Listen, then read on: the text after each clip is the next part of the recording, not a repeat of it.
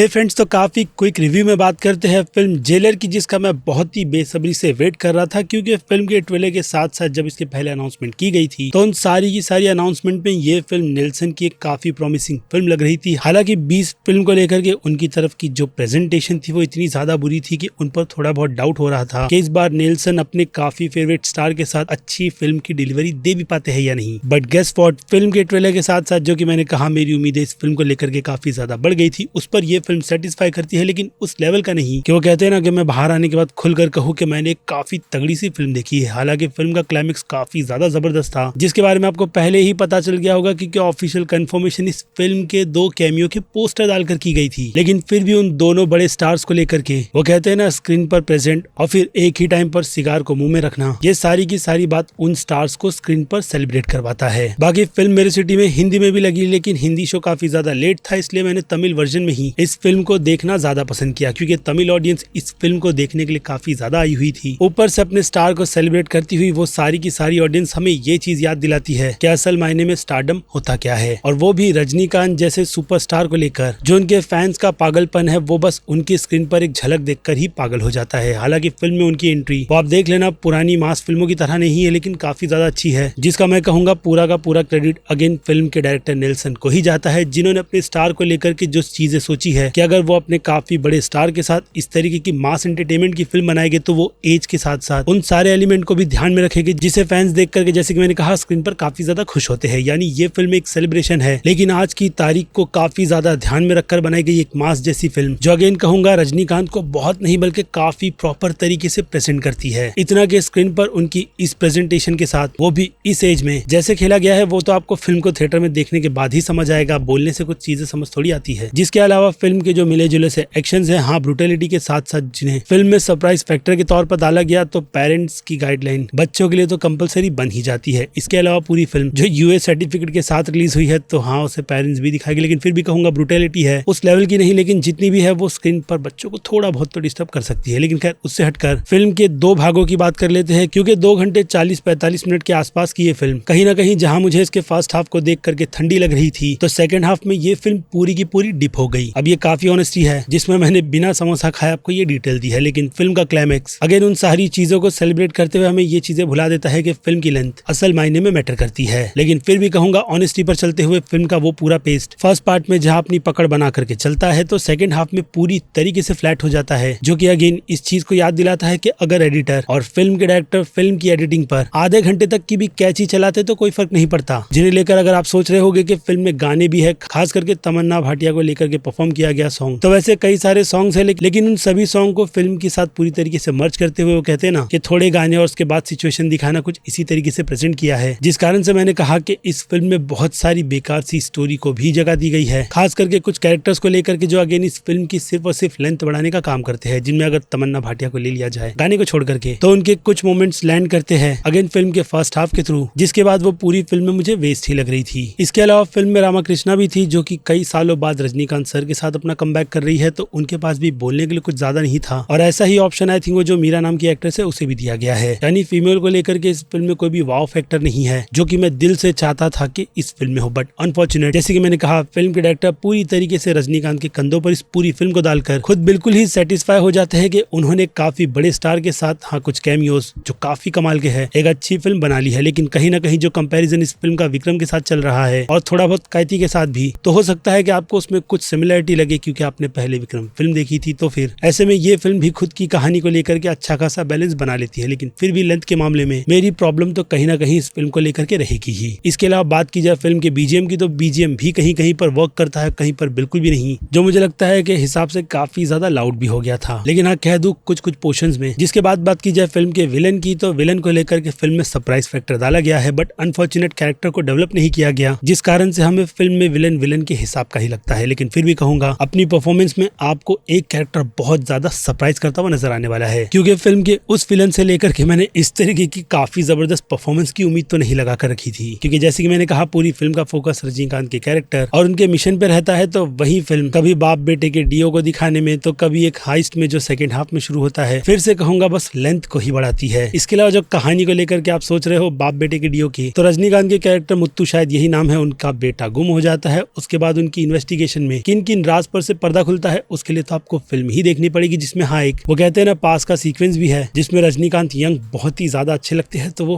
Film देख लेना समझ जाओगे, क्योंकि इंटरवल का पोर्शन मुझे बहुत ज्यादा पसंद आया था। और हाँ इसके अलावा फिल्म का क्लाइमेक्स भी, यानी देखा जाए तो ये फिल्म शुरुआत अपने काफी सिंपल से पॉइंट से करती है, जो अपनी एक सीधी सी लाइन बनाकर बस वो कहते हैं ना कि ऐसे ऐसे चलती चली जाती है, और फिर इंटरवल आता है तो फिल्म की हाइप सीधे यहाँ पहुंच जाती है, और फिर इंटरवल के बाद ये फिल्म पूरी तरीके से अपनी कहानी सब चीज खोते हुए सिर्फ और सिर्फ लेंथ ही बढ़ाने का काम करती है, और फिर कैमियो और फिर एंड एक सरप्राइज फैक्टर के साथ अच्छी खासी सेटिस्फाई एंडिंग दे जाता है, जो कि इस बात को बता देती है कि नेल्सन एक अच्छे डायरेक्टर है, बस उन्हें अच्छे से अच्छे प्रोजेक्ट को सेलेक्ट कर अच्छी फिल्म बनानी चाहिए। क्योंकि कॉमेडी के मामले में अगर देखा जाए तो जहां उनकी डॉक्टर मेरी लिस्ट में अब भी टॉप करती है, तो वहीं बीस्ट उतनी ही बुरी तरीके से फेल। इसके अलावा नयनतारा को भी लेकर के उन्होंने जिसका हिंदी में रीमेक भी हुआ था जानवी कपूर के साथ, आई थिंक वेलकम जेरी ऐसी कुछ तो नाम था, बट इस जेलर फिल्म में नेल्सन ने उन्हीं सारी की सारी चीजों को पूरी तरीके से वो कहते हैं ना कि मिला करके एक फिल्म बनाई है, जहां पर एक्शन, स्टार की परफॉर्मेंस, आज की मास ऑडियंस को बहुत ही अच्छी तरीके से ध्यान में रख करके मास की फिल्में कैसी बनाई जाती है, तो उन सब पर यह फिल्म वर्क करती है। लेकिन फिल्म लेंथ कहीं कहीं पर बीजीएम, फर्स्ट हाफ में अच्छी कॉमेडी तो वहीं सेकंड हाफ में बुरी से बुरी कॉमेडी भी दिखाती है। यानी कुल मिलाकर देखा जाए तो ये ठीक ठाक सी one time watch time pass film है, जिसे अगर आप ऑडियंस के साथ भरे हुए थिएटर में देखोगे तो बहुत ज्यादा एंजॉय करोगे, वरना घर पर बैठ करके अगर आप कुछ अच्छा देखने की कोशिश कर रहे हो तो अनफॉर्चुनेट ये फिल्म मुझे लगता है कि उस लिस्ट में आती है, क्योंकि आफ्टर ऑल ऐसी फिल्मों को थिएटर के लिए ही बनाया जाता है, और ये परफेक्ट मटेरियल है जो आप खुद देखोगे थिएटर में जाकर तो समझ जाओगे। जिसके बाद बात कर ली जाए फिल्म के बाकी दूसरे डिपार्टमेंट की, तो फिल्म का डायरेक्शन काफी ज्यादा अच्छा है, क्योंकि इस एज में इस तरीके की मास फिल्म में वो भी काफी बड़े सुपरस्टार जिनकी अच्छी खासी एज हो गई है, और अगर वो स्क्रीन पर एक्शन करते हुए नजर आएगा तो विक्रम फिल्म जैसा आपको इस फिल्म में भी फ्लो नजर आ जाएगा। लेकिन उन्हें बहुत ही अच्छी तरीके से या फिर कहूँ कैमरे की ट्रिक से छुपाते हुए, खास करके गन्स, मिसाइल, इन सब से ही डायरेक्टर ने अच्छे से अच्छे एक्शन क्रिएट किए हैं, ताकि अगेन कहूंगा कि हमारा ध्यान उन चीजों पर ना जाए लेकिन ब्रूटैलिटी आपको याद रहेगी। यानी देखा जाए तो फिल्म के प्रोडक्शन के हिसाब से फिल्म काफी ज्यादा अच्छी है, जो अपने फोटो, कलर करेक्शन, बीजीएम और हाँ सिनेमेटोग्राफी पर भी बहुत अच्छा खासा ध्यान देती है। जिसके बाद अब फिर क्या आ जाए सीधे रेटिंग्स के सेक्शन पर, तो मास ऑडियंस की नजर में नो डाउट ये A- की फिल्म है, जिसे वो लोग बहुत नहीं बल्कि काफी ज्यादा इंजॉय करेंगे, क्योंकि रजनीकांत अपने एक ऐसे ऑरा के साथ रिटर्न आए हैं जिनकी प्रेजेंट में इस तरीके से स्क्रीन पर अगर कहूँ तो उनकी शिवाजी फिल्म के बाद महसूस करता हूँ कि असल मायने में वो स्टार बड़े पर्दे पर बस ऐसे ही नहीं लगते, क्योंकि उसके बीच की बाकी जितनी भी उनकी फिल्में आई थी वो बस उन्हें एज अ स्टार ही सेल कर रही थी। लेकिन ये film proper masala entertaining film है, अगेन कहूंगा आज की ऑडियंस को ध्यान में रखकर बनाई गई फिल्म, जिसे मैं थिएटर में देख करके सेटिस्फाई हुआ हूँ। और फिर इससे हटकर बात की जाए क्रिटिक्स की, तो क्रिटिक्स का प्यार इस फिल्म को लेकर के बहुत ही ज्यादा क्रिटिसाइज होगा, जिसके चलते क्रिटिक्स की नजरों में ये फिल्म सीधे सीधे B- का स्कोर डिजर्व करती है। लेकिन उन सबको पूरी तरीके से इग्नोर करते हुए, जैसे कि मैंने कहा, ये एक